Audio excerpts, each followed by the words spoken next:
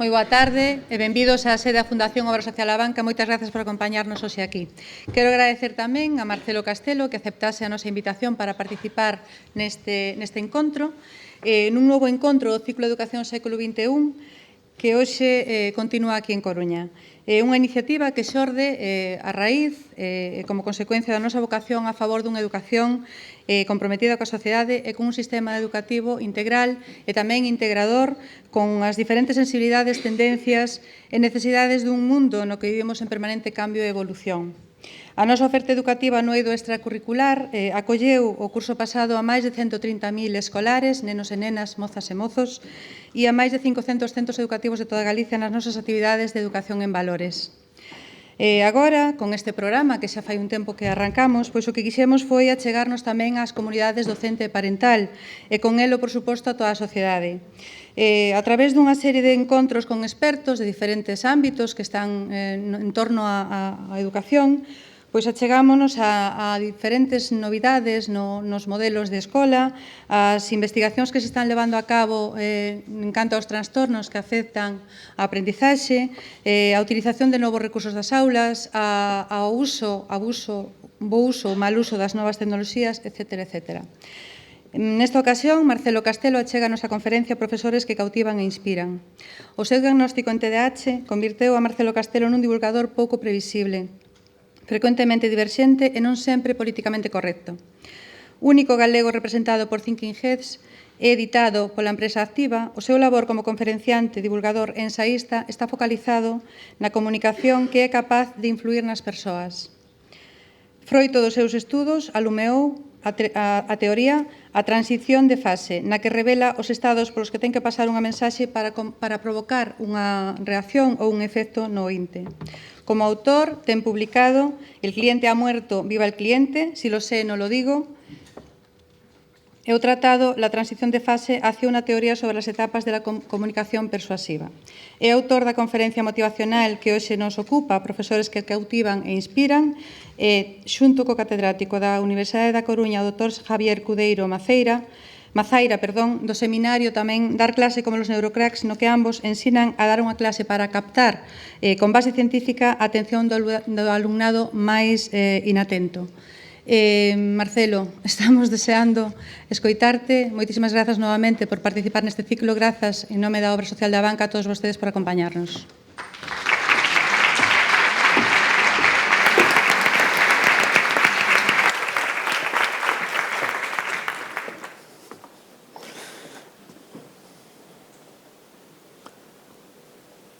Soy plenamente consciente que hay cosas que hay que ganarse, y solo os puedo prometer ilusión, pasión y un poco de sudor, pero estoy seguro que lo podéis hacer mucho mejor en el aplauso final. Sé que me lo tengo que currar y voy a dar todo lo que tengo para lograrlo, pero confío mucho en vosotros, plenamente. Fijaos, una de las cosas que suceden a los seres humanos es que cuando nos suceden muchas cosas y a veces pensamos que esas cosas no nos las merecemos. Habitualmente cuando una persona dice que no se merece algo, se refiere a algo que no es muy bueno para ella, que no lo valora positivamente.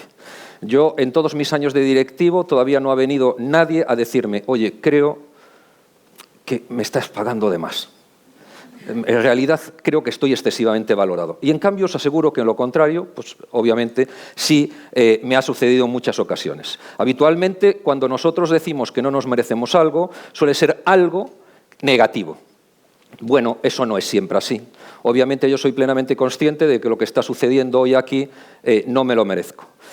No sé qué es lo que os pretendéis llevar de aquí, pero os aseguro que si os tocáis en el bolsillo izquierdo, tocaros por favor, tocaros ahí, ahí lleváis, eso que estáis sintiendo ahí es un pedacito de mi corazón. Conocimiento no sé si os llevaréis, probablemente no, pero desde luego mi cariño para siempre. Si algún día veis que voy a aparcar un sitio y venís después, lo único que tenéis que decir, yo estaba en la fundación y yo os cederé el sitio, ¿vale? Lo tenéis garantizado. Y eso en una ciudad como A Coruña no es una bobada. Muchísimas gracias, de verdad, me habéis ganado vosotros y a Fundación, claro que también me ha ganado, es un placer estar aquí porque hace poco más de un año presenté aquí mi último libro con muchos de vosotros presentes y este escenario, desde luego, no lo voy a olvidar jamás.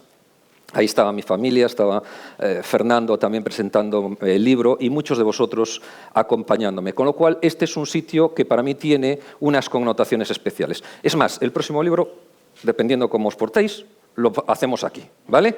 Seguro que nos portamos todos bien. Otra cosa que sé que no me merezco en absoluto es pertenecer a Thinking Heads. Como decía Marité, Thinking Heads es una de las agencias de representación más importantes del mundo. Para que os hagáis una idea, ahí hay 21 premios Nobel, 13 expresidentes, entre ellos Mikhail Gorbachev, Lech Walesa, Felipe González, etcétera, etcétera. 21 premios Nobel, con eso creo que ya está todo dicho. Pero bueno, la vida te regala cosas y yo, llamadme bobo, pero yo disfruto de ellas. Y una de las cosas es intentar aprender de los mejores. Y una de las cosas que aprendí en Thinking Heads es que nadie debería de subirse a un estrado si no se ha ganado el derecho a hablar de lo que viene a hablar. Y por eso es absolutamente fundamental que os quede claro que yo no estoy aquí como profesor. Es más, muchos de vosotros que me estáis acompañando aquí, durante muchos años me estuvisteis diciendo que yo, en vez de darle clase a vuestros alumnos, lo que tenía es que daros clase a vosotros. Y siempre me negué. Porque para mí vosotros estáis en una absoluta, en otra galaxia, en otra dimensión. Y creedme de verdad. Si yo pudiese representar a alguien que solo me represento a mí, y bastante dificultades me da eso, lo que tendría que representar es a los repetidores, a los malos alumnos, a los que abandonan sus estudios universitarios. Pero es cierto que a algunos de esos alumnos, después, en su trayectoria profesional, no les va mal. No puedo decir, jamás diré que yo he hecho nada importante en mi vida, pero a mis hijas sí les digo que he hecho algunas cosas interesantes. Entonces, ¿qué es lo que sucede en el proceso educativo? Que personas que después son capaces de ganarse bien la vida, de hacer cosas interesantes, en cambio, en el modelo educativo tienen una serie de dificultades. Bueno, yo, representando solo a esos malos estudiantes, a esos que cada día os hacen pensar si realmente vale la pena, y sobre todo a finales de agosto dice, pero ¿de verdad habré elegido bien? Yo soy ese representante del mal alumno y del alumno incordiante. Estoy aquí para intentar deciros cosas que a lo mejor os ayudan a comprender un poco a ese tipo de alumnado. Y quiero agradecer a la Fundación también la valentía de traer a personas divergentes, porque pluscuamperfectos hay muchos, pero divergentes en los auditorios hay pocos. Muchísimas gracias por esa valentía de verdad. Como decía Marité, yo solo me atrevo a dar clases con docentes si voy acompañado de mi primo de Zumosol, que es Javier Cudeiro Mazaira. Yo con Javier voy a donde sea, pero para eso es el primo de Zumosol, es que yo soy muy cobarde, ¿no? Y una de las cosas que aprendí de trabajar con Javier, que es que nadie que hable en el ámbito de la educación puede dar una conferencia sin hablar de neuroeducación. Bueno, entended que de eso habla Javier. Pero os voy a dar un mensaje de Javier que creo que es muy importante, o por lo menos yo me siento muy identificado con ese mensaje, y espero no, o por lo menos intentaré que vosotros también lo veáis de alguna forma como algo interesante. La gran diferencia entre Javier y yo es que Javier es un tío muy educado. Yo, desde que me han puesto la matrícula de TDAH, puedo decir lo que me da la gana, ¿sabéis? Esto es lo que tiene. Es como el caché 7, lo utilizas para todo, ¿vale? Bien, Javier dice que en educación hay mucha neurotontería, algunos diríamos neurogilipolleces, ¿vale? Y esto es todo lo que voy a hablar de neuroeducación, porque yo de esto no sé, pero le escucho a él y no voy a hablar de neuroeducación. ¿De qué voy a hablar? Voy a hablar justamente de aquello a lo que me dedico. Yo intento formar a las personas, y a algunas incluso ayudarlas, a que sean capaces de que su mensaje llegue y cale en sus receptores. Es decir, que las personas, de alguna forma, sus ideas sean capaces de influir en los demás. O dicho de otra forma, comunicación persuasiva. Eso es lo único de lo que yo quiero hablaros. Pero obviamente una comunicación persuasiva para tener un objetivo que es ser capaz de cautivar e inspirar a los alumnos. El juego va a ser muy sencillo. Yo voy a estar rajando durante una horita más o menos y después vamos a tener un coloquio, ¿vale? Porque obviamente no quiero que nos vayamos de aquí sin vuestras experiencias, sin lo que vosotros podéis aportar a vuestros compañeros. Dentro de la charla os voy a hacer unas preguntitas, ¿vale? Estas preguntas no son retóricas, ¿vale? Y espero que sintáis la empatía del docente cuando hace la pregunta y le responde el silencio. Vale. Con lo cual, si es posible, cuando haga preguntas, pues van a ser sencillas, monosílabos, sí, no, levantad una mano, nada que realmente os estrese tanto como os estresan vuestros alumnos en vuestra clase. Pero os agradeceré un poquito de interacción en ese aspecto. Fijaros, yo he visto que a mí me gusta que de las cosas en las que yo creo que tengo criterio, de las cosas que yo sé, que me pregunten. ¿A vosotros os pasa eso, sí o no? Levantad la mano a los que sí. ¿Os gusta que os pregunten en las cosas que sentís que tenéis algún criterio? ¿Bien? Vale, perfecto. Aún por encima, yo soy bastante caprichoso. Si me preguntas, yo quiero que me hagas caso. Levantad la mano al que le pasa lo mismo. Vale. Bueno, esto es un mundo de tíos caprichosos, veo. En general, a la gente no solo nos vale que nos pregunten o que nos tengan en cuenta, sino que queremos, aún por encima, que hagan lo que le estamos diciendo que deben hacer, sobre todo si nosotros no tenemos un beneficio directo en ello. Bien. Pues yo solo he visto 3 maneras de lograr que las personas hagan lo que nosotros queremos. Solo 3. Las 2 primeras las voy a pasar muy por encima porque realmente no son las maneras que logran cautivar e inspirar. La primera es la manipulación. Habéis oído hablar de ella, ¿verdad? Bien, no seré yo el que diga que la mentira tiene las patas cortas. Yo no sé cómo son de largas o de cortas las patas de las mentiras de cada uno, no tengo ni idea. Lo que sí tengo claro es que cuando un ser humano detecta que otra persona le está manipulando, ¿cuánto de amorcito nos queda? Poquito, 0. Cuando una persona detecta que otra le está manipulando, le está mintiendo, perdemos todas las posibilidades, toda la capacidad de influir en las personas. Con lo tanto, la primera yo la dejaría al margen. La segunda es la coacción. La coacción es muy efectiva. La coacción es muy efectiva si nosotros lo que queremos es tener personas obedientes y calladitas en el aula. Puede llegar a ser muy efectiva. No seré yo el que diga que eso no pueda tener un efecto. Pero si nosotros tenemos a los alumnos con miedo, asustados en clase, ¿les estamos cautivando? ¿Le estamos inspirando? En absoluto, ¿no? Los que los tenemos es callados, habitualmente con cuerpos presentes y mentes. ¿Ves cómo sabéis? Este es el juego, ¿vale? Es así. Perfecto. Entonces, solo nos queda una manera de lograr que los chicos, las personas, hagan lo que nosotros queremos, que es siendo convincentes, es siendo capaces de convencerles o de persuadirles. Y aquí me gustaría que tomásemos una decisión. Imaginaos que yo tuviese la capacidad, que es mucho imaginar, de lograr que salieseis de aquí siendo personas convincentes o persuasivas, una de las 2 cosas, nada más que una de las 2 cosas. Entonces, quiero que decidáis. Levantad la mano, por favor, los que queréis salir de aquí siendo personas convincentes. A ver, que se vean bien las manos en alto, por favor, a ver si son mayoría o no. Bien, perfecto. Vale, levantad la mano ahora los que os gustaría salir de aquí siendo personas persuasivas. Esto, no sé, 50-50, va a ser un poco complicado llegar a acuerdo. Mirad, imaginad que alguien de los que está aquí fuma. Alguno habrá que fume, ¿verdad? Y que yo le dijese, mira, te voy a dar un dato absolutamente demoledor. Las 3 universidades más importantes del mundo, Harvard, el MIT y Princeton, han hecho estudios independientes y el tabaco es malo para la salud. ¿Creéis que esa persona dejaría de fumar? En absoluto. La gran diferencia entre las personas convincentes y las personas persuasivas, justamente, es que la persuasión no es solo un acto intelectual, exige un cambio en el comportamiento. Yo solo soy persuasivo si logro un cambio en el comportamiento de la persona. Convincentes somos todos, los argumentos son los que son convincentes. Pero el tema es que muchas veces utilizamos argumentos que no provocan cambio en los demás.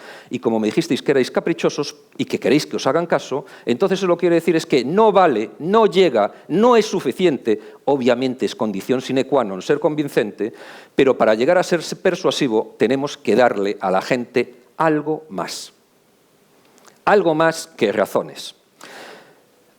Los seres humanos estamos convencidos de 1 millón de cosas. Estamos convencidos de que deberíamos hacer más ejercicio, tomarnos la vida con más distancia, no fumar, no beber tantos refrescos o beber más, lo que sea. El inglés, ir a visitar a nuestra familia los domingos. Estamos convencidos de 1 millón de cosas con las que no hacemos absolutamente nada. porque las razones no son suficientes para lograr que una persona sea capaz de cambiar su comportamiento en algo que para él es importante. ¿Estamos de acuerdo? Bueno, en general. Vamos a ver. Podemos seguir discrepando. Bueno, no pasa nada. Fijaos, si los raros que somos los seres humanos, si vosotros tenéis una mascota en casa y le ponéis una comida en el plato que no le gusta, ¿qué hace después de olisquearla? Se va, no la come, ¿verdad? Bien, pues os digo una cosa. Coged a un niño de 3 años, mejor que sea del vecino, no sea vuestro, y ponedle una cervecita con unos pimientos bien picantitos. Y a ver lo que va a decir el niño. Los seres humanos tenemos una cosa que se llama reverso hedónico, por el cual nos esforzamos para determinadas cosas, aunque al principio no nos gusten. Una vez yo os pregunto, levantad la mano los que hayáis corrido un maratón entero, un maratón. ¿Nadie? 2, vale, perfecto. Esto, Emilio y yo. Esto lo pregunté en Orense hace años y al fondo levantó uno la mano y dijo, yo, 73. Dije, hostia, pues entre aquel señor y yo hemos corrido 74. 74. ¿Pero por qué corrí un maratón? Bueno, porque si confluían los astros y sucedía algo que era pues, muy bueno para la familia y todo ese tipo de cosas, yo me comprometí a correr un maratón. Ya pude haberme comprometido a ir a Virgen de Muxía, pero a Virgen de Abarca, ¿no? Pero me comprometí a hacer un maratón. Y claro, alguien que se compromete ante su mujer y sus hijas a algo, compadre de Mazaricos y Naida Estrada, eso hay que hacerlo sea como sea. ¿Estáis de acuerdo o no? Hay que hacerlo. Bien, y cuando yo estaba haciendo esto me preguntaban mis amigos, ¿pero qué tal? Dice, ¿cómo qué tal? Fatal. Esto es horrible. Dice, el primero palmó. Y Ricardo, que tenía su modelo de vida, tiene 2 tiendas, una en Orense y otra en Vigo, después me lo explicó, se llama Crazy Runners. Los seres humanos hacemos cosas muy, muy, muy raras. Somos, de verdad, una absoluta aberración biológica. Fijaos, un tío se va a la montaña, la primera vez. Hay que enviarla a la Guardia Civil. Viene con congelación, le hay que amputar 2 dedos, le entrevistan y ¿qué dice? Estoy deseando volver. Dice, pero tío, que vas a volver con muñones, joder, que eso no puede ser sano. ¿Vale? Bueno, pues eso, detrás de eso o debajo de eso, están grandes avances de la humanidad. Es decir, que ante datos absolutamente racionales, el ser humano no siempre actuamos de forma racional. Por lo tanto, para ser persuasivo, si yo quiero cambiar los comportamientos de las personas, tengo que tener claro esto. Lo que tengo que tener claro es que antes tengo que trabajar con las ideas, las creencias y los pensamientos. Y si no trabajo con las ideas, las creencias y los pensamientos, jamás cambiaré, en cosas que son importantes para nuestros interlocutores, sus comportamientos. Una de las primeras diferencias entre las personas convincentes y las personas persuasivas es el tiempo. Las personas convincentes buscan acción-reacción. Esto es malo, deja de fumar. ¿Sí? Las personas persuasivas nunca hacemos eso. Sabemos que trabajamos a medio o largo plazo. ¿Qué le digo yo a mi mujer? Dice, ese pitillo reduce tu sex appeal. Claro, ella me guiña el ojo y me dice, pero a mí me sobra y tú lo sabes. Entonces ya está. Soy convincente, pero no soy en absoluto persuasivo, ¿vale? Porque no podemos ser persuasivos siempre. Pero cuando nosotros queremos ser persuasivos, tenemos que tener muy claro en lo que estamos trabajando. Os voy a poner una foto que conocéis todos, porque la habéis visto en los medios de comunicación. Y la foto es esta. La habéis visto, ¿verdad? A la izquierda está la foto de la toma de posesión de Obama. A la derecha está la foto de la toma de posesión de Trump. ¿Os acordáis de esta foto, verdad? Bien, lo que no es tan conocido es que el año pasado, la USC, en el año 2018, la USC, pero la del sur de California, no la nuestra, hizo un estudio entre los votantes de Trump. Y yo voy a averiguar aquí si hay algún votante de Trump, ¿vale? La pregunta es compleja, pero yo, como sois intelectuales, creo que vais a estar a la altura. La pregunta es, ¿dónde hay más gente? ¿Vale? Bien.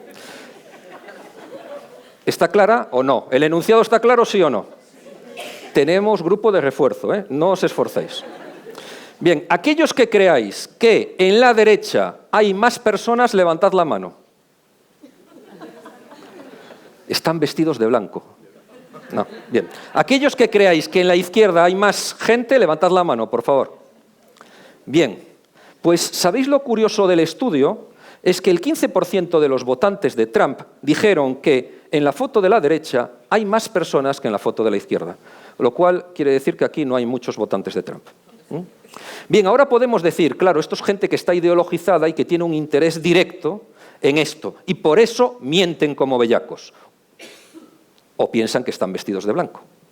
El tema es un poco más complicado. No lo digo yo, lo dice el estudio. El tema es un poco más complicado. Recordad que Trump, cuando faltaban, no sé, 12 días o muy pocos días para las elecciones, salieron aquellas tremendas, no declaraciones, sino grabaciones del autobús donde decía lo que opinaba de las mujeres y lo que hacía con ellas. ¿Os acordáis de esto, verdad? Todos los que vimos aquellas maravillosas frases dijimos, esto se acabó. Se acabó su carrera a la presidencia de los Estados Unidos. ¿Sí o no? ¿Qué hizo el tío? Salió y básicamente lo que dijo es, lo siento mucho, me he equivocado, no lo volveré a hacer. No lo negó. Él lo que dijo, yo no soy un político, no os voy a mentir, simplemente os digo que no me reconozco ahí. Salió la mujer y dijo, Ivanka, ¿no? Bueno, la mujer, y dijo, ese no es mi marido, no es la persona que yo conozco. Pero no mintió, no dijo que no lo había dicho. ¿Os acordáis de esto, verdad? Y él defendía sus tesis diciendo, yo no os voy a mentir, yo no soy un político. Acto seguido lo que sucede es que hay muchas personas de buena fe, no necesariamente necios ni mentecatos, que deciden creer en esa persona. Y de alguna forma le votan. Lo que han decidido a partir de ese momento es creer lo que les diga esa persona. Estamos hablando, por tanto, de creencias. ¿Qué significa? Si realmente yo tengo una creencia, cambiármela es muy complicada. En esta sala hay personas que profesan una fe, la que sea. Hay otras personas que son absolutamente agnósticas y otras ateas. Y cada uno de vosotros pensáis que no hay ninguna manera de haceros cambiar de opinión. Y eso es así. Lo que intento haceros ver, y eso no lo digo yo, lo dice este estudio, es que hacer en algunas cosas que cambiemos de opinión es tanto como perdirnos que reconozcamos que nuestro marco de toma de decisiones en la vida puede estar equivocado. Y eso a algunas personas les puede dar mucho, mucho vértigo. ¿Lo veis? Con lo cual, cuando nosotros estemos pensando en que tenemos que lograr cambios en el pensamiento, en las ideas y en las creencias, tenemos que ser muy conscientes de que probablemente estamos ante la mayor dificultad que un ser humano puede tener con respecto a otro ser humano. Por eso, en los regímenes totalitarios, en vez de la persuasión que utilizan, bueno, la manipulación en todos los regímenes, pero en los otros, los totalitarios que utilizan también, la coacción. Dice, no entras por el aro, no te preocupes. Sé yo la medicina que necesito para los que son como tú. Una cosa, si estoy manipulando, no estoy persuadiendo, estoy manipulando. ¿Vale? La persuasión exige no mentir. Vais al diccionario y lo que dice la RAE es que persuasión es inducir, mover a alguien con razones, no con mentiras ni manipulaciones, a pensar o a hacer algo. Cuando nosotros tenemos que manipular es que no tenemos capacidad para persuadir. ¿De acuerdo? Con lo cual, intentar persuadir a nuestros hijos, a nuestras parejas, a nuestros amigos, a nuestro entorno de cosas que creemos que son buenas para ellos, no debe de ninguna de las maneras hacernos sentirnos mal, sino todo lo contrario, hacernos sentirnos bien. No estáis siendo manipuladores por ello, sois manipuladores cuando manipuláis, es decir, cuando mentimos. Y tengo que haceros una pregunta que va sin mala fe, pero es una pregunta. Os voy a pedir que penséis en esos profesores que no es que hayan sido buenos profesores, que hayan dado bien la clase, sino profesores que realmente os han marcado la vida, os han inspirado y que en clase, mientras estabais con ellos, dijisteis, yo quiero ser como ese gallo o gallina. ¿Vale? Cuando yo sea mayor, esa persona es mi referente, es uno de mis referentes. Está claro esto, ¿verdad? Bien, yo voy a contar desde 10 hasta 0. Y lo que os voy a pedir, a los de arriba también, que levantéis la mano que levantéis la mano cuando haya llegado al número de profesores que os han marcado la vida.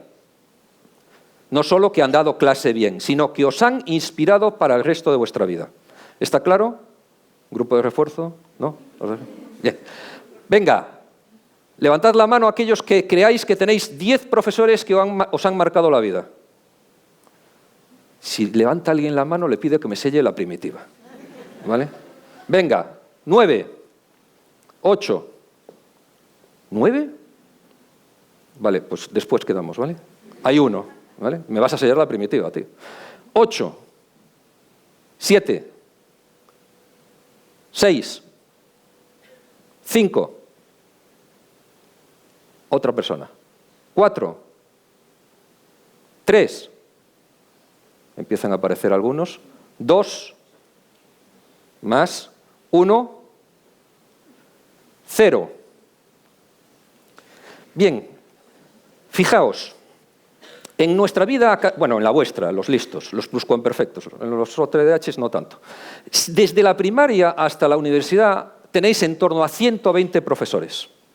Lo que habéis levantado la mano y siendo generosos entre 0 y 2. ¿Sí?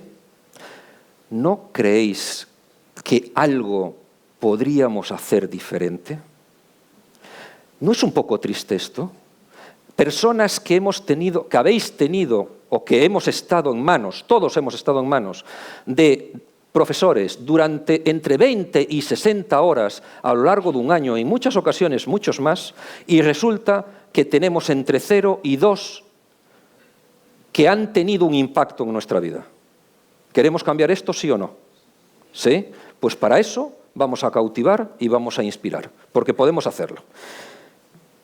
¿Cuánto tiempo tardamos en tener una primera impresión? Madre mía, fíjate si sois buenos estudiantes que no sabéis ni copiar, joder. Vamos a ver. Vuelvo a hacer. ¿Cuánto tiempo tardamos en tener una buena primera impresión? Está mal. 40 milisegundos es el tiempo que tarda en llegar la información a la amígdala, pero me dijo Javier Cudeiro que en realidad son 170. ¿Vale? Se ha equivocado el periodista, pero bueno, por lo menos veo que copiar podéis aprender. Bien, 170 milisegundos. En 170 milisegundos nosotros tenemos una primera impresión. Y en la primera impresión nosotros decidimos dos cosas sobre las personas. Decidimos, uno, si son personas confiables o no. Confiable quiere decir, ¿esta persona me va a hacer daño o no me va a hacer daño? Y la segunda es si esta persona nos parece competente o no. Confiabilidad y competencia lo que hace es trasladar la primera impresión. En 170 milisegundos esto lo que quiere decir es que todo el mundo se tiene un flash, algo inmediato, ¿vale?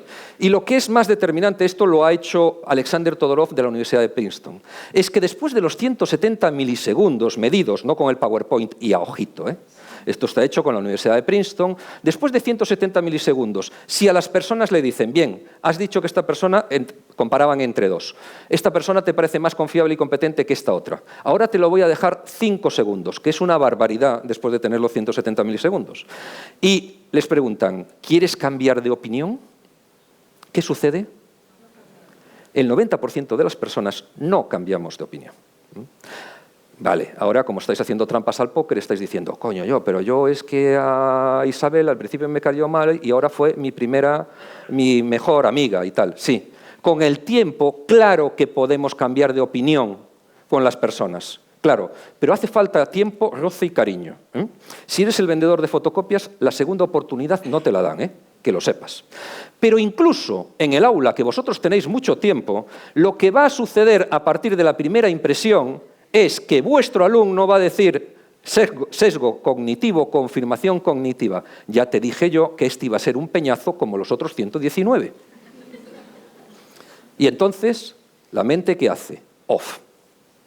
¿Lo veis? Lo que intento trasladaros es que la primera impresión es no importante, sino absolutamente determinante. Si queréis ganaros a vuestros alumnos, ya sé que ya ha empezado el curso, pero bueno, esto... mañana podemos... Dice, oye, vamos a borrar esa impresión del otro día, y a ver, vamos a jugar con esto y tal. Pero bueno, ya lo sabéis ahí. A partir de ese momento, de esa primera impresión, lo que vamos a hacer todos constantemente es confirmar nuestra primera impresión, ¿vale? Y ahora, como todo el mundo pensamos que acertamos mucho en las primeras impresiones, yo tengo un test. Por cierto, los que ya lo habéis hecho, que sepáis que he cambiado las fotos, con lo cual no penséis que vais a acertar. Dice, porque a lo mejor pensáis que va a ser lo mismo. No, he cambiado las fotos. Bien, el test es que voy a poner unas fotos. La Fiscalía sabes que no puede jugar, ¿vale? Os voy a poner unas fotos, veréis por qué. Os voy a poner unas fotos y os voy a pedir que levantéis la mano, luego os voy a decir cómo lo hacéis. Y lo que os pediré es que pongáis el pulgar hacia arriba si creéis que la persona que aparece ahí no es una convicta. Y hacia abajo si creéis que es convicto. Nada más. No he dicho buena persona ni mala persona, ¿eh? He dicho convicto o no convicto. ¿De acuerdo? Es decir, aparecerá ahí una foto, vais a tener unos segundos, 10, porque soy generoso y no he querido hacerlo en 170 milisegundos, ¿vale? Entonces, 10 segundos, una musiquita que creo que vais a reconocer, os va a dar tensión, ¿vale? Y lo que vais a hacer en esos 10 segundos es poner la mano así, esto se está grabando, ¿eh? Y entonces después me parto la caja cuando veo a la gente. ¿Eh? Y la gente lo va a ver también, con lo cual lo que os digo es, o la ponéis así o la ponéis así. ¿Está claro? ¿Sí? Bien. Vamos a empezar, cuando yo os diga, levantando todos las manos, cuando yo os diga. Y aquellos que acierten van a seguir jugando con las manos levantadas. ¿Sí? Arriba se entiende, ¿verdad? Y aquellos que no acierten vais a seguir jugando, pero mentalmente, o sea, ya con las manitos bajas. ¿De acuerdo? ¿Está claro? Bien, pues lo que os voy a pedir es que levantéis las dos manos, por favor, las dos manos, así, las dos. Algunos están tomando nota. Vale, con el pulgar hacia arriba o el pulgar hacia abajo. Y ahora aparece una foto, ¿vale? Es una convicta, no es una convicta. Es una convicta, no es una convicta. Es una convicta, no es una convicta. Bien, todos aquellos de Juan Flórez, María Pita, el Ensanche y demás, no tenéis ni puñetera idea. Los que tengáis la mano así, bajad las manos, ¿vale? Las chicas guapas también van al trullo, ¿vale? Aquellos que ponéis así, ¿vale? Que somos de los barrios, los de los barrios, ¿vale? Seguís jugando, los demás jugáis mentalmente, ¿de acuerdo? Venga, ahí va. Ahí va. Sí, a ver.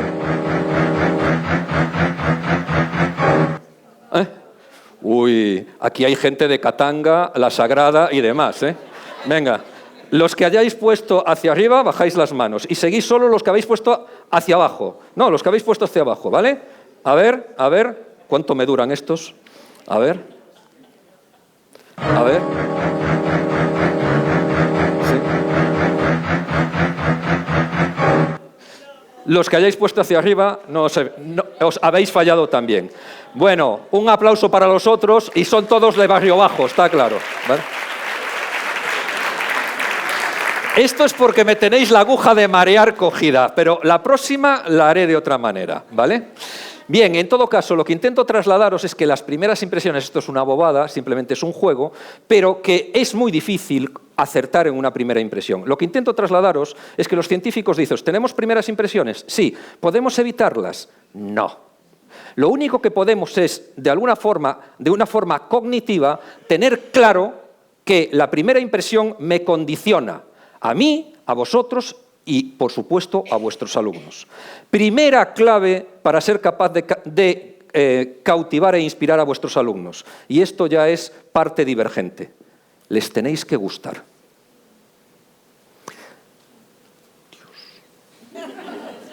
Les tenéis que caer bien. Os tienen que querer. Tienen que, de alguna manera, les tenemos que caer bien a nuestros alumnos. Porque una persona que está aquí, y no la quiero abochornar, dice una cosa que es maravillosa. Es realmente duro tener que aprender de alguien a quien no se admira. ¿Sí o no? Se puede aprender de alguien incluso al que no se quiere, ¿sí o no? Pero ¿te puede inspirar a alguien al que no quieres? ¿Al que no te cae bien? ¿Que realmente no tienes una conexión emocional con esa persona? Esa persona no te va a inspirar. ¿Puedes aprender de ella? Sí. pero no vamos a lograr inspirarles. El primer punto es que tenemos que ser conscientes que les tenemos que gustar a nuestros alumnos, porque la emoción afecta a la razón. ¿Vale? Segundo punto, vamos a hacer otro juego, también visual. Estos muchos de vosotros lo habéis hecho, pero los que no lo habéis hecho vais a flipar. Esto lo digo, este es el compromiso. Y los que lo habéis hecho también flipáis porque realmente es muy sorprendente. Bien, el ejercicio es que yo voy a contar cuando yo os diga. Voy a contar hasta 5 o 6. Y vosotros tendréis que poner vuestra mirada fija en ese punto negro. ¿De acuerdo? Y cuando yo llegue a 5 o 6 me voy a convertir en una voz en off, voy a darle a avance al PowerPoint y vosotros vais a seguir con la mirada fija. Solo funcionará si vuestra mirada está en el punto negro. ¿Está claro? Os refuerzo. Punto negro. ¿Podéis pestañear? Sí, porque eso es malo para el globo ocular no pestañear. Pero lo que no podéis hacer es mirar para otro sitio. Esto lo podemos hacer los TDAHs, con lo cual los demás yo creo que también los podemos hacer, ¿vale?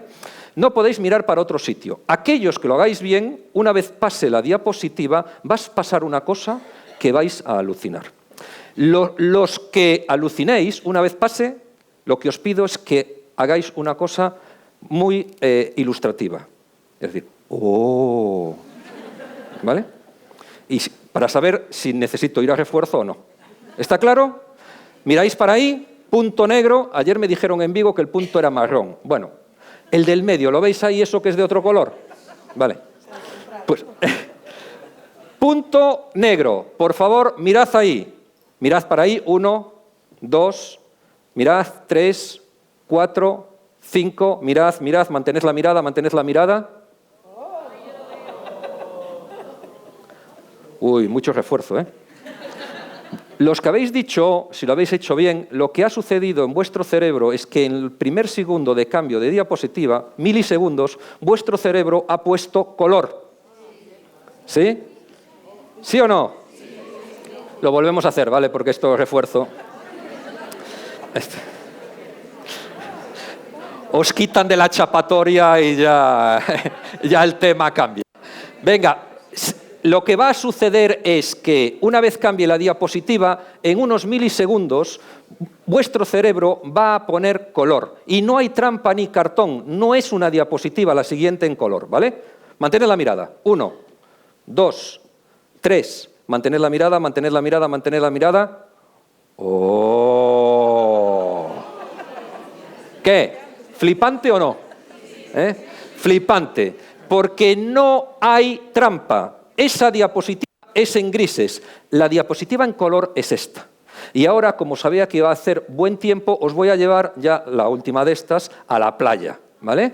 Vamos a hacerlo con la playa. Lo que vais a hacer es ir a la playa. Si llegáis a Riazor, ¡oh! ¿Vale? Venga, 1, 2, 3. Mantened la mirada, mantened la mirada, mantened la mirada, mantened la mirada. Impresionante. Venga, dale ahí.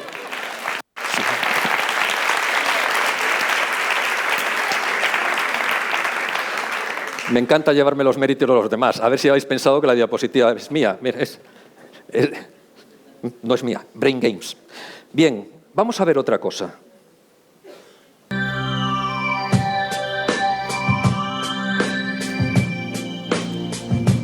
Esto es imposible. ¿Veis que es claramente imposible?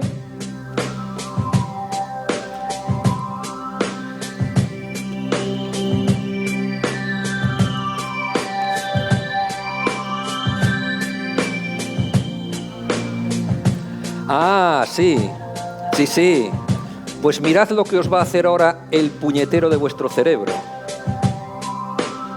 Ah. Nos fiamos mucho de nuestra vista. Yo lo he visto lo que estaba haciendo. Yo lo vi y lo percibí y lo sentí y me miró de esta manera. ¿Me vas a decir a mí lo que he visto? Sí, sí, te lo voy a decir. ¿Por qué? Porque nuestra mente funciona por atajos. Efectivamente, estamos programados para tomar decisiones inmediatas, muy rápidas, y eso nos ayuda a sobrevivir. No quiere decir que esas decisiones sean acertadas. No quiere decir que esas decisiones sean acertadas. Lo que intento trasladaros es que muchas veces llegamos a conclusiones excesivamente rápidas con determinados escenarios que no nos acabamos de, en algunos momentos, parar a pensar. Pilar de Anida, que es la presidenta de la Asociación de TDAHs, o una de las que hay aquí en La Coruña, hace unos años me lanzó un reto. No me pongáis paños rojos, que yo soy así como Miura, ¿vale? Y era, si me comprometía durante un año escolar, que era desde octubre hasta abril, a darles clase a 18 niños, más o menos, entre 15 y 22 años, cuyo único nexo de unión es que todos estaban diagnosticados con TDAH. Los viernes por la tarde, de 6:30 a 8:30.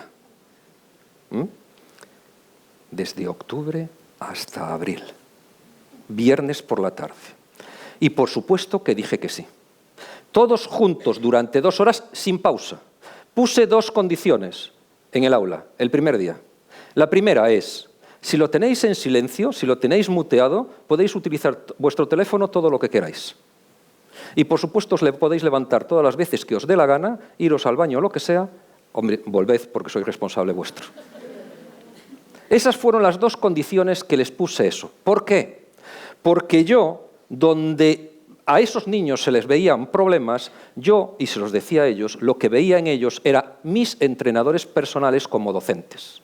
Lo que yo estaba haciendo en ese aula, lo que yo aprendí en esa clase, no lo aprendí en ningún sitio. ¿Cómo salía los viernes por la tarde de esa clase? ¿Cómo salía? Motivado, me comía el mundo. Salía, no salía, me arrastraba. Porque efectivamente eso era como ir al gimnasio, pero yo a los chavales se lo decía, sois mis entrenadores personales. Y añadía, cabrones.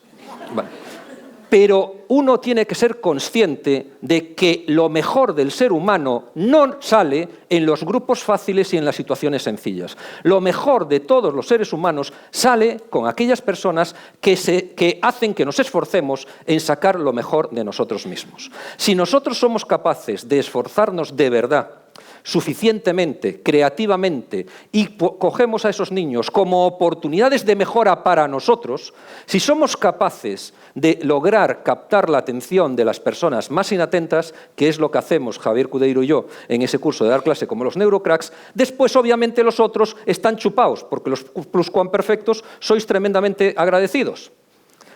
En general. Desde luego es mucho más fácil, hay una cosa que a Javier no le gusta, pero yo me río con esto. Cuando nos presentamos le digo el bello y el bestia. ¿Vale? Obviamente es completamente diferente una persona catedrática de universidad que ha dado clases en Harvard, en el MIT, he dicho como profesor visitante, no como alumno, e incluso en el Instituto Max Planck, que obviamente a mí. Lo que intento daros es el segundo pilar. El segundo pilar para ser capaz de cautivar a los alumnos y de motivarlos e inspirarlos es el enfoque. Realmente estas dificultades son un problema, son un obstáculo, pero realmente debo claudicar o es una gran oportunidad para dar lo mejor de mí mismo. Y cada uno decide individualmente lo que piensa de ello. Vamos a por la tercera clave, rápidamente. Robert D. Schneider, en la década pasada, ha determinado que las personas que llegaban al máximo nivel de poder lo hacían bajo lo que él denominó el triángulo del poder. Y en el triángulo del poder lo primero es la comunicación. Lo que decía que estudiando a las personas que llegaban al máximo nivel es que todas decían que la comunicación no es una habilidad, la comunicación no es una competencia. La comunicación es la competencia. Fijaos una cosa, somos una especie social. Básicamente el tema es muy sencillo. ¿Os va bien en vuestro entorno? Eso quiere decir que os estáis comunicando bien con vuestro entorno. ¿Os va mal? Eso quiere decir que no os estáis comunicando bien. Lo que significa es que o cambias de entorno o cambias tu forma de comunicarte con tu entorno. Ojito, cuando hablamos de comunicación no solo hablamos de palabras, ¿verdad? En este momento, ¿quién se está comunicando? ¿Solo yo? Nos estamos comunicando todos. Y entre mis actos y mis palabras, ¿a qué le vais a dar más relevancia? Acta non verba. Mis actos, mis actuaciones, son mi forma más poderosa de comunicación. Estamos de acuerdo en esto, ¿verdad? Por lo tanto, todo lo que hago y todo lo que digo está siendo evaluado constantemente. La vida es evaluación continua. Todo lo que estoy haciendo constantemente me está sumando o me está restando. ¿Cuál es el problema de la comunicación?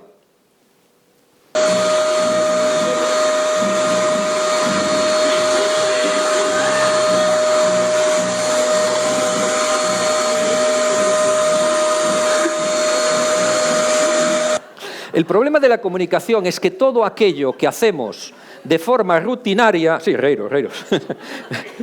Todo lo que hacemos de forma rutinaria, hay algún momento que ponemos el piloto automático y nos olvidamos. Y nos olvidamos de que esa palabra, esa frase, no mirar para ese niño en ese momento, es algo que está teniendo un efecto en esa persona. Todo lo que hacemos constantemente es algo que, de alguna manera, tendemos a no estar concentrados en ellos. Cuidado con el piloto automático en la comunicación. En la comunicación, en la vida. No estoy diciendo en el aula, pero en el aula, obviamente, también. Y después de la comunicación, lo que viene es el reconocimiento. ¿Qué es el reconocimiento? Ni más ni menos lo que vosotros digáis de mí cuando salgáis, no cuando estoy yo delante. El reconocimiento es lo que dicen nuestros papás cuando vienen a vernos. No, eso se llama de otra manera, ¿vale? El reconocimiento es lo que dicen de nosotros cuando no estamos presentes. Es la suma de mini puntos positivos y mini puntos negativos que nos otorgan las personas y que hablan y dicen cuando nosotros no estamos presentes. Y después del reconocimiento lo que viene es la influencia, o dicho de otra manera, es la capacidad que tienen algunas personas de que o cambiemos de opinión o que de alguna forma pongamos en tela de juicio nuestra propia creencia. Todos tenemos en nuestro entorno personas que, sobre determinados ámbitos, cuando nos dicen algo, dicen, wow, voy a prestar atención. ¿Sí o no? Yo tengo personas que en temas estéticos, en temas de marketing y tal, les envío las cosas que voy a hacer y dependiendo de lo que me digan, algunos es para bien y otros, como diga que le gusta, sé que lo tengo que cambiar, ¿vale? Porque tenemos, cada uno de nosotros, en un ámbito, un reconocimiento por parte de todo el mundo. ¿Cómo estamos de influencia? ¿Cómo estáis vosotros de influencia social? ¿Qué capacidad tenéis de influir en los demás? Susan Fiske, de la Universidad de Princeton, ha hecho un estudio para determinar las profesiones americanas. Y después lo que intentó es clasificar esas profesiones por el nivel de influencia, es decir, no de influencia, la capacidad que tienen las personas, si son percibidas por la sociedad como personas muy inteligentes o no. Y también si son amigables o no. Y de ahí sale este gráfico.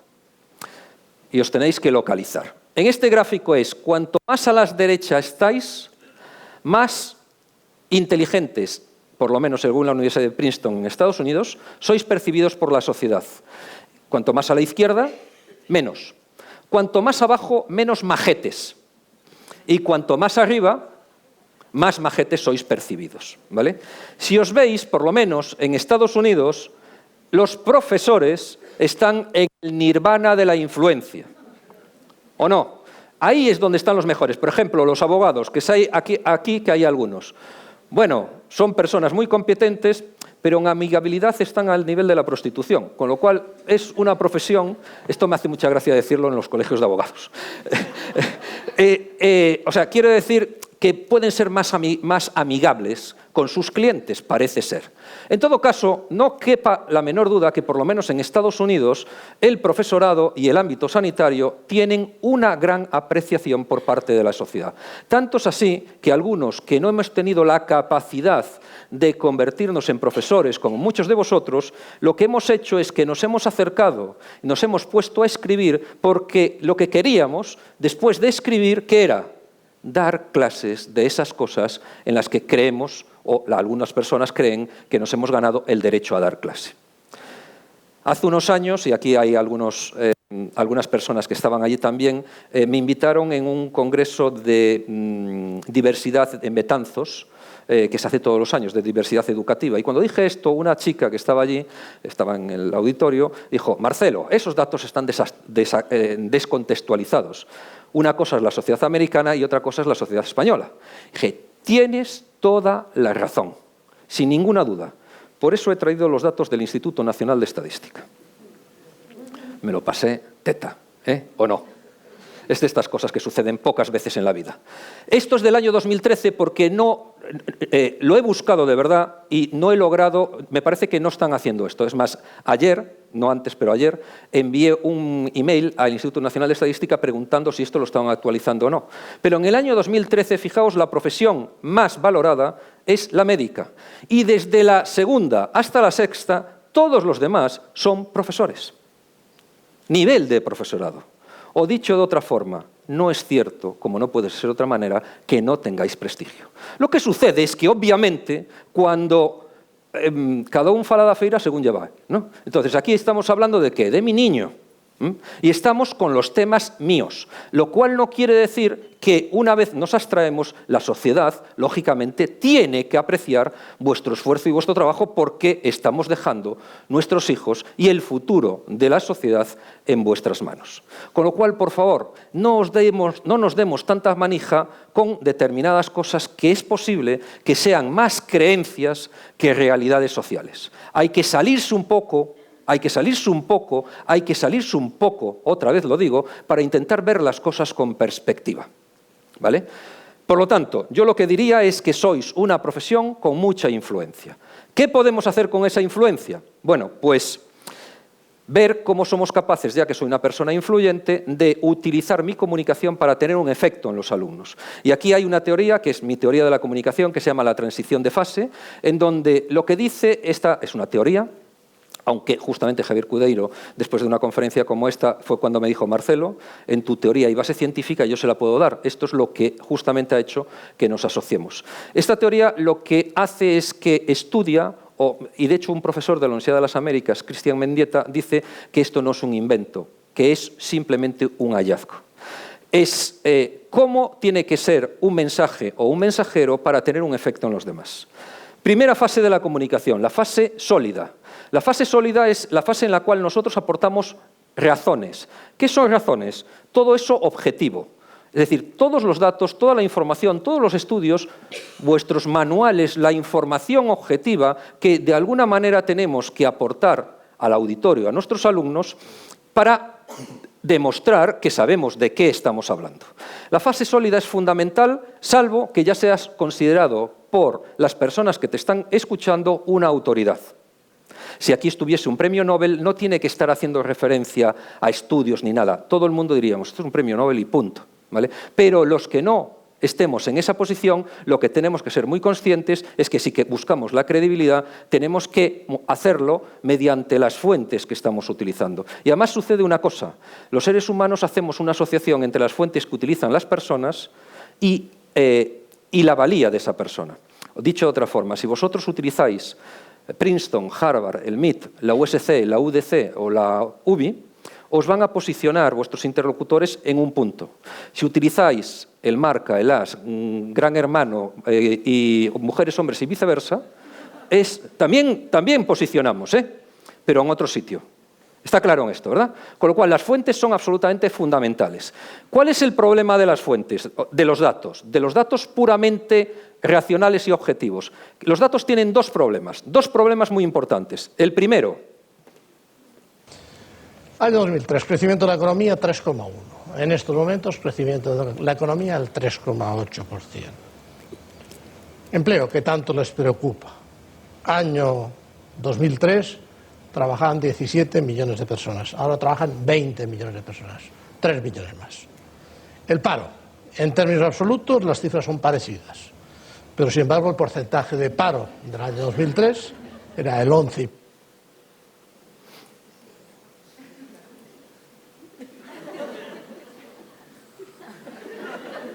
Este es un recurso un poco complicado para un auditorio, Hay que tener cuidado con él. El problema de los datos es que cuando nosotros damos muchos datos, simplemente lo que logramos es que nuestro interlocutor apague su cerebro. Y tendremos un cuerpo presente y ya está. Y tendremos un perrito de esos, ¿no? Que está ahí, sí, pero no está haciendo nada. Hay otro problema con los datos. Hay otro problema con los datos también muy importante.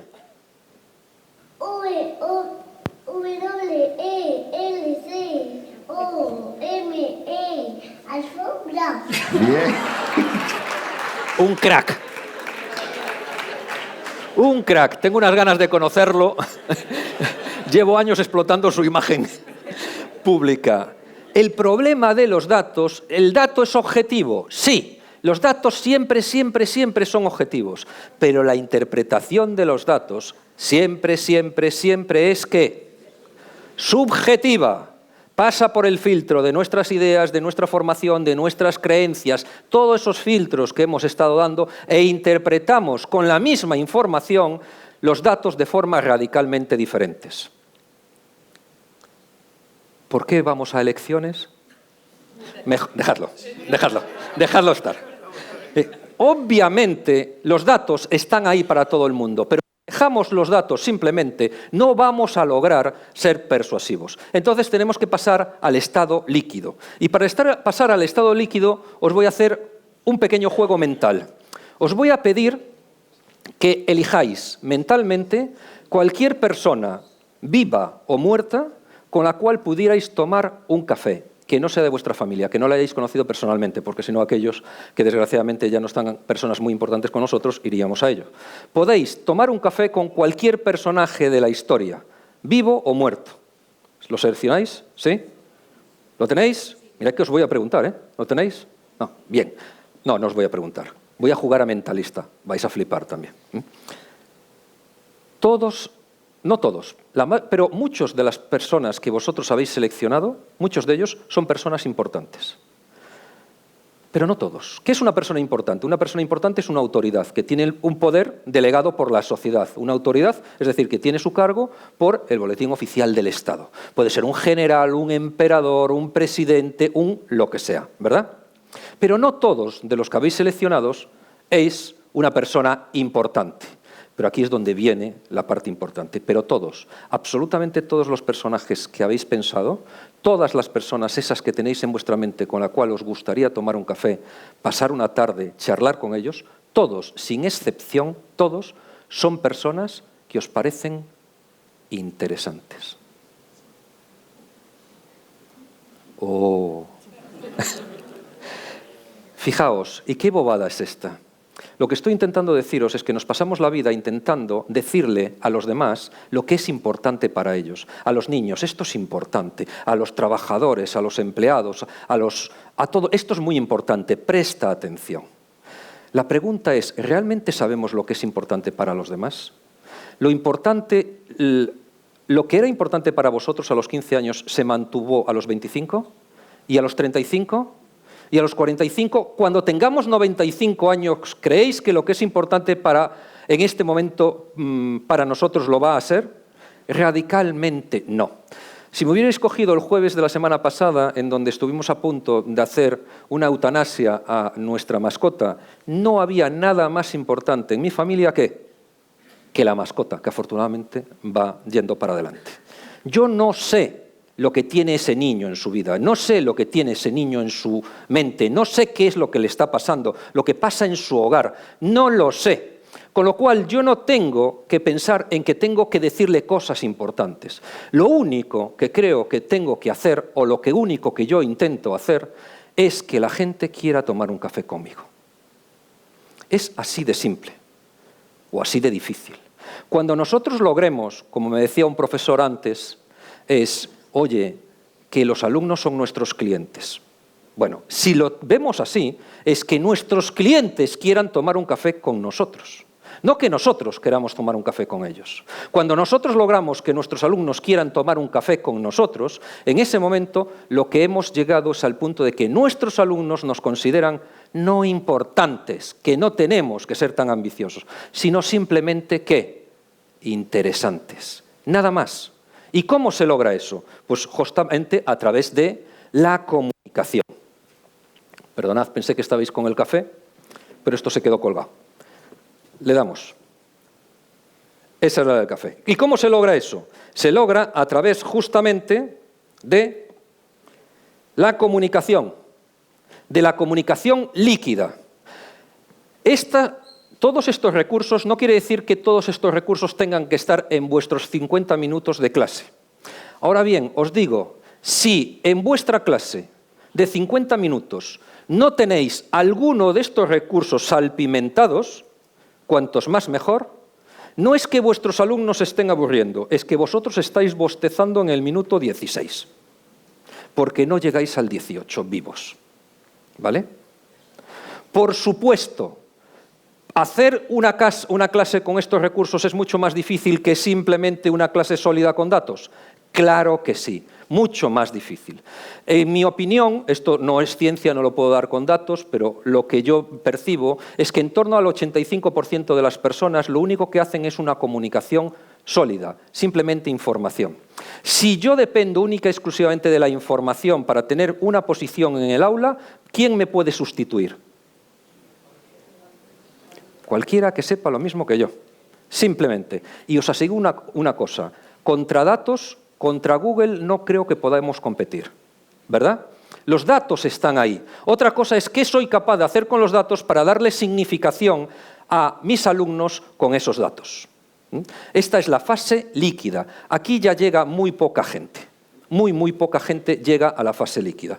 Pero, obviamente, como sois muy listos, habéis logrado llegar al punto máximo de la comunicación según esta teoría, que son aquellas personas que tienen la capacidad de inspirarnos, las que llegan al nivel gaseoso. Y ahí hay dos tipos de personas. Uno, soy Ángela Villón Bustamante, voy con el número 19 por el Frente Amplio. Soy la representante de las trabajadoras sexuales y estamos apostando por tener una representación en el Congreso, por una justicia e inclusión para todos, incluyéndonos a nosotras. Así que les invito a votar por Verónica Mendoza y por mí. Voy por el número 19, Ángela Villón, una puta decente que hará del Congreso un burdel respetable. por favor, no salió elegida, desgraciadamente. Que nadie piense que estoy utilizando la prostitución de una forma frívola. Es todo lo contrario. Estoy utilizando una persona que viviendo en el drama más tremendo que puede tener un ser humano, utiliza eso para intentar ayudar a personas que están viviendo exactamente lo mismo. ¿De acuerdo? Fijaos la importancia de las palabras. Las palabras son absolutamente determinantes en nuestra vida. Yo puedo decir que soy puto, puedo decir que soy trabajador sexual o puedo decir que soy esclavo sexual. ¿Genero lo mismo en las personas que me están escuchando? De ninguna de las maneras. Ojito con las palabras que elegimos y ojito con las preguntas. Nosotros preguntamos a nuestros alumnos para evaluarles en qué año se descubrió América. Eso es binario, o aciertas o no aciertas. Eso es para evaluar a una persona. O preguntamos a las personas, a los niños, para intentar inspirarles. ¿Qué crees que significó el descubrimiento de América? O sea, lo que sea. Cuidadito con las palabras, y con las preguntas que hacemos, porque dependiendo de las que hagamos vamos a inspirar o vamos a evaluar. Las personas que tienen una experiencia de vida muy dramática o muy buena son personas que nos pueden inspirar. Lo que sucede es que las experiencias de vida muchas veces no las elegimos y, por supuesto, si pudiéramos elegir, elegiremos solo las buenas. Pero no las podemos elegir. Pero hay una buena noticia. También hay otras personas que, teniendo una vida normal, como la que podemos tener la mayor parte de nosotros, también podemos o pueden inspirarnos. Son aquellas personas que, estudiando las estadísticas internacionales más serias, y pudo comprobar que el mundo estaba destinando 5 veces menos dinero a la cura del mal de Alzheimer que a los estímulos para la sexualidad masculina y a las siliconas para la belleza femenina. O sea que de aquí a unos años vamos a tener viejas de tetas enormes y viejos de penes duros, pero ninguno conseguirá recordar para qué sirven. Eduardo Galeano falleció en el año 2015. Esto es lo que yo denomino espíritu cultivado, que es esas personas que no se han creído que las humanidades no sirven para nada, que la filosofía, que la literatura, que la música, que el arte tienen la capacidad de convertir un amasijo de músculos, vísceras y tendones en un ser humano. Las personas que son capaces de buscar la inspiración en las humanidades tienen la posibilidad de enfocar la vida desde puntos alternativos. Escuchar una conferencia de alguien como Darío Villanueva, el rector de la Universidad de Santiago de Compostela y presidente en su momento de la RAE, es una auténtica delicia, recomendable. Cuando las personas se esfuerzan en cultivarse, sucede una cosa muy importante, es que la cultura suele desarrollar la sensibilidad. Y cuando un ser humano se convierte en alguien sensible, tiene la capacidad de ver las cosas, el día a día, la vida, desde otra óptica. Permitidme que comparta con vosotros una cosa que me pasó.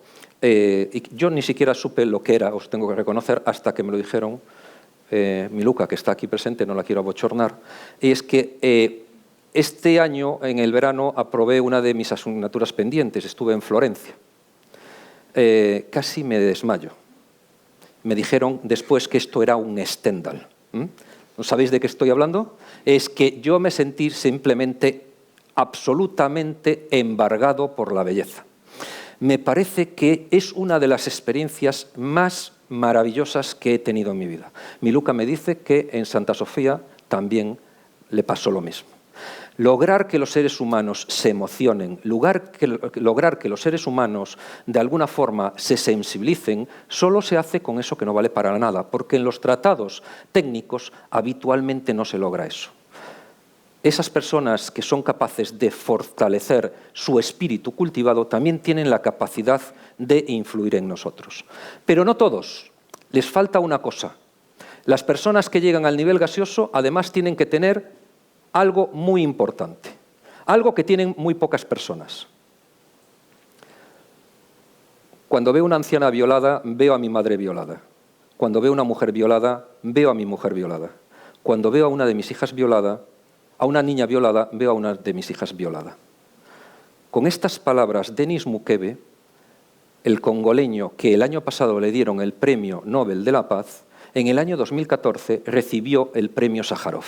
Ese señor no fue allí a hacerse un panegírico, fue allí a decir, a gritarle al mundo que el cuerpo de la mujer en África es campo de guerra y cada año 400.000 mujeres son violadas para inutilizarlas socialmente.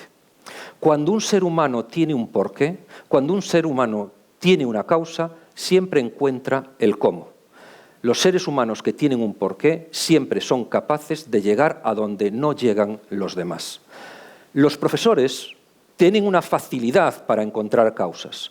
Cada uno tiene que tener la suya, no soy yo el que lo diga, pero los ponentes o docentes gaseosos subyacentemente seguro que tenían debajo una causa, algo que les motivaba y que les empujaba para llegar a donde no llegaban los demás. Esta teoría se llama la transición de fase porque para el cambio de estado, ¿qué es necesario? Energía. No tiene nada que ver una comunicación sólida, que obviamente tiene que haber datos, con una comunicación líquida, que no digamos una comunicación gaseosa. El esfuerzo que tenemos que hacer es radicalmente diferente. Fijaos, el logo, patos, etos, aristotélico, simplemente.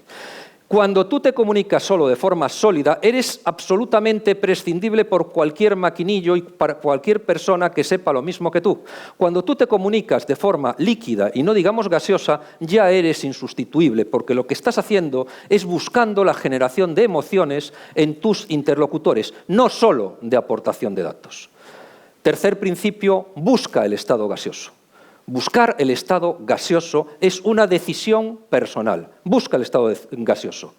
Cuarto, se han hecho unos estudios en la Universidad de Duke, un señor que se llama Dan Ariely, en la cual a una serie de personas les decían que tenían que hacer sopas de letras, muy simples. Y había 3 grupos. Al primero, lo que le decían es, pon el nombre en las sopas de letras y cuando vengas me lo enseñas. Hacían las sopas de letras y lo que hacía es que el evaluador, el científico, decía, ajá, y lo dejaba encima de la mesa. Está bien. ¿Quieres seguir haciendo sopas de letras? Y en general la gente decía que sí, se pagaba, pero se pagaba un poco menos. Se bajaba la cifra para ver hasta cuándo la motivación económica llegaba, ¿vale? Segundo grupo. Lo que le decían al segundo grupo es, haz la sopa de letras y cuando acabes ven aquí. Se pagaba siempre lo mismo. Se cogía la sopa de letras, sin mirar, se metía en la trituradora. No se evaluaba, no se hacía nada. y se pagaba lo mismo a todos los grupos. Y le preguntaban, ¿quieres seguir haciendo sopas de letras? Y aquellos que decían que sí, continuaban. Los de este segundo grupo eran muy curiosos porque se daban cuenta que cuando ya habían hecho 2 o 3 veces sopas de letras, dicen, el chiflao este de la bata blanca ni lo mira. Con lo cual no hay que esforzarse mucho, simplemente pasa el tiempo, lo hago así y después me pagan. ¿Vale? Y después había un tercer grupo en donde lo que hacían es que ni se miraba, no tenían que poner el nombre tampoco y se ponían encima de la mesa. Me he explicado, 3 grupos, ¿verdad? Bien, curiosamente, y no tenemos tiempo para haceros preguntas, el primer grupo que deja de hacer sopas de letras, siendo el que menos esfuerzo le lleva, es aquel que lo mete en la trituradora. Hasta 30 centavos llegaron. Y ahí la media dijeron, mira, no sigo haciendo sopas de letras aunque me pagues. Está claro esto, ¿verdad? El último grupo en dejar de hacer sopas de letras es aquel en el que se evaluaba. Ajá. ¿De acuerdo? Con lo cual, parece ser que mirar el trabajo y decir que está bien hecho es algo que motiva a la gente. Pero lo más importante de esto es qué hacían aquellos en los cuales no se trituraba, no ponían el nombre y no se miraba. Pues aquellos, queridos amigos, es que estaban muy cerca de la trituradora. Lo que dice este estudio es que no mirar el desempeño, no mirar el trabajo, simplemente no centrarse en el trabajo de la gente es casi lo mismo que rompérselo en las narices. Casi lo mismo. Y por eso yo siempre a los padres les digo, vete a ver a los profesores de tus hijos y a aquellos que puedas decirle ajá, diles ajá. Diles, estás ayudando a mi hijo. Ya sé que no lo necesitáis, ya sé que cobráis por eso y ya sé que realmente sois grandes profesionales y esto no es importante. Pero bueno, yo se lo digo a los papás, ¿vale? Porque es muy triste a lo mejor estar todo un año y que no venga nadie a decirte, oye, ¿sabes qué? Me estás ayudando. Me ha gustado cómo has dado hoy la clase. Segundo ejercicio. Y con esto acabamos este punto. Segundo ejercicio. Lo que hacen es que a la gente les dicen que tienen que hacer origamis, ¿sabéis? De estas figuritas. La gente no sabía hacer origamis y les dan instrucciones. El primer origami que hacen no es bueno y les lleva mucho tiempo. Entonces lo que dicen es, ponle precio a este origami. Y la gente dice un precio. Dice, bueno, pero mira, este precio no se lo pongas porque lo has hecho tú. Pónselo pensando en si los demás pagarían esto o no. Y la gente dice, no, este es el precio que la gente debería pagar y yo creo que la gente lo pagará. ¿Qué sucede? Que la gente pone un precio, ¿de acuerdo? Un precio, no importa cuál.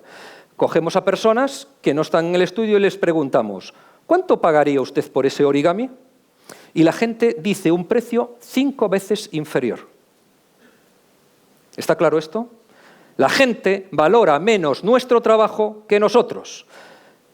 Siguen con el estudio, cogen otro grupo y le dan la mitad de las instrucciones. La mitad de las instrucciones, la primera vez que haces una cosa de estas, te lleva mucho más esfuerzo, más trabajo y el resultado final es peor, de un punto de vista objetivo.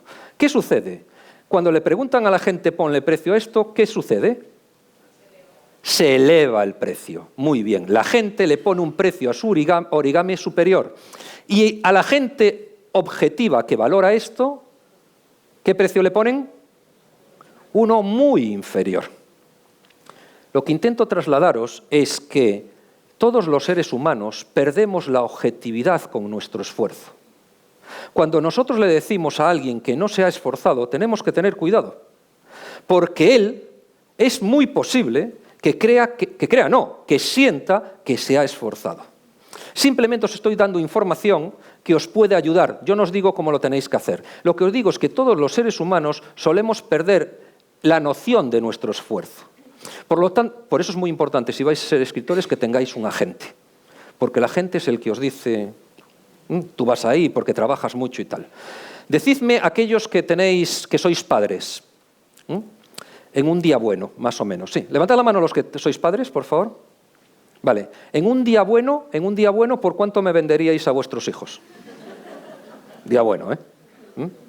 ¿Qué hace a vuestros hijos únicos? ¿Qué son? Que son vuestros, propiedad privada. Vale, ¿qué hace a nuestros hijos únicos? ¿Qué es? Que es mía, la parí, no sé qué, tal. ¿Cómo es? Es eso. Vale, entonces los que son adoptados que sienten lo mismo. O sea, ¿cuál es el tema? No, entonces, parir no puede ser. ¿El qué? lo único que hace a nuestros hijos únicos es el tiempo que les hemos dedicado. Exclusivamente el tiempo que le dedicamos a las cosas es lo que hace que esas cosas sean importantes para nosotros. Lo único que hace a nuestros hijos diferentes a los demás es todas las horas, los minutos, los tiempos que les hemos tenido presentes. ¿Estáis de acuerdo con esto o no? Esto lo que quiere decir es que cuanto más tiempo le dediquemos a nuestros alumnos, lógicamente mejor vamos a valorarles. Y cuanto menos contacto tengamos con ellos, más objetivos vamos a ser con ellos. ¿Lo veis? Todo el mundo es objetivo con vosotros, menos las personas que os quieren, ¿vale? Por eso yo intento ganarme vuestro cariño. No quiero que seáis objetivos, solo quiero que me queráis. ¿Lo veis? Queramos a nuestros alumnos y lo que sucederá es que de repente nuestra valoración sobre sus esfuerzos empezará a ser diferente.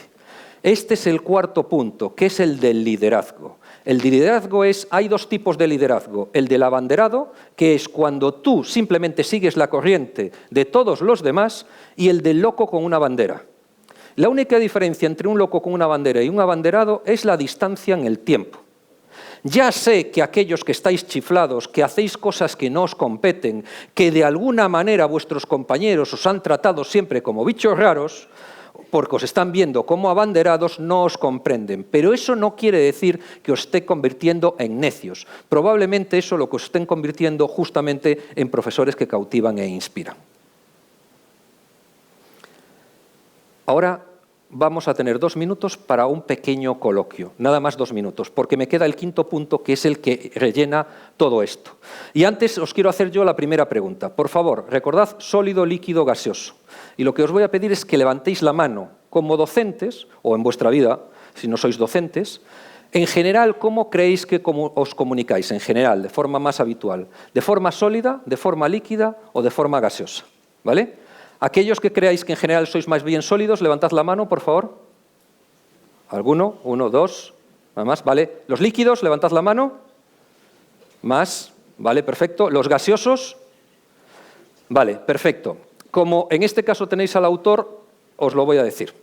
Salvo en la parte sólida, que uno sabe que está dando datos y punto, y lo que es una persona que da información objetiva que puede ser recogida en todos los otros sitios, en todas las bases de datos. En las fases líquidas o gaseosas, yo no soy el que dice qué tipo de comunicador que soy. ¿Quién lo dice? El receptor. Es decir, para alguien podemos ser líquido y para otro podemos ser gaseosos. Eso solo lo puede sentir la persona que nos está escuchando. Para alguien, hemos sido alguien entretenido, ese alumno que dice, es un buen profesor, las clases estaban bien, o que levanten la mano cuando piensen en vosotros y alguien le pregunte, elige un profesor que te haya inspirado. ¿Lo veis? Acabamos con esto. ¿Qué es lo más importante de todo? Esta no es una profesión para cualquiera. Esta es una profesión, ya sé que estáis aquí porque habéis aprobado oposiciones, porque os habéis esforzado mucho para aprobar eso, pero estoy hablando de otra cosa. Si queremos cautivar e inspirar, porque hemos dicho que no cautivan e inspiran todos los profesores, eso solo lo van a hacer las personas extraordinarias. Si no sois personas extraordinarias, no tendréis capacidad de cautivar e inspirar a vuestros alumnos. ¿Qué es una persona extraordinaria? Hay cosas que yo no sé hacer o no sé decir, porque son realmente muy difíciles de transmitir. Pero para eso, cuando sucede eso, lo que hago es que traigo a mi jefe, que os trae un vídeo muy cortito que os va a decir muy bien lo que es una persona extraordinaria. Atentos, por favor, tomad nota.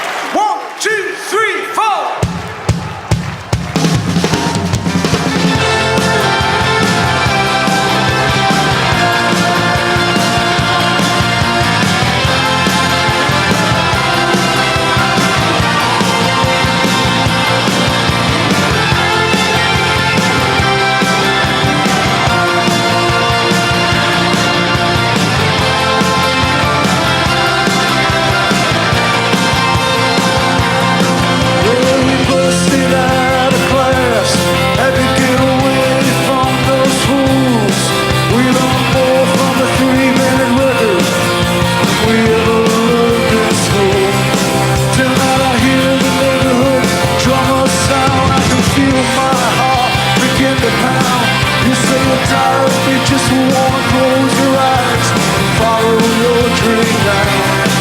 Well, we made a promise, we swore we'd always no retreat, baby, no surrender. Like soldiers on a winter's night with a vow to defend. No retreat, baby, no surrender. Now your faces grow sad, no hearts of fire, they grow cold. We swore blood brothers against the wind. I'm ready to blow them again. Hear your sister's voice calling us home from these open yards. Well, maybe we can go someplace of our own with these drums and these kids. Venga, Miguel, dale ahí. Dale, venga, dale. We swore we'd always remember. No retreat, baby, no.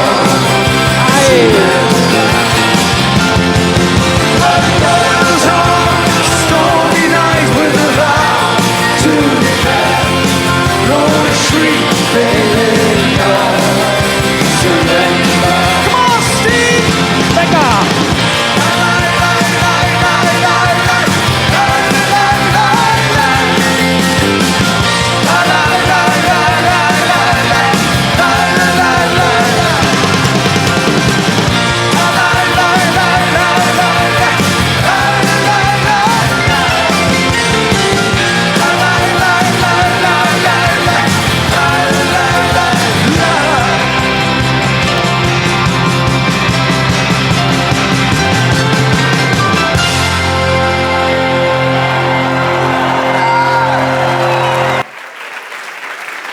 Una persona extraordinaria es simplemente aquella que defiende el prefijo. Una persona extraordinaria es simplemente aquella que no se conforma con el cumplimiento. Es decir, a veces cumplo y a veces miento. Una persona extraordinaria es aquella que es capaz de hacer cosas que no se esperan de ella. Una persona extraordinaria es aquella que va más allá de lo que los demás le exigen. Esta es una profesión para personas extraordinarias. Cuando dais extras, no estáis siendo unos bobos, no estáis siendo unos ingenuos, estáis convirtiéndoos, aceptando vuestra responsabilidad como arquitectos de la sociedad del futuro. Id y cautivad, pero sobre todo inspirad, porque os necesitamos a todos.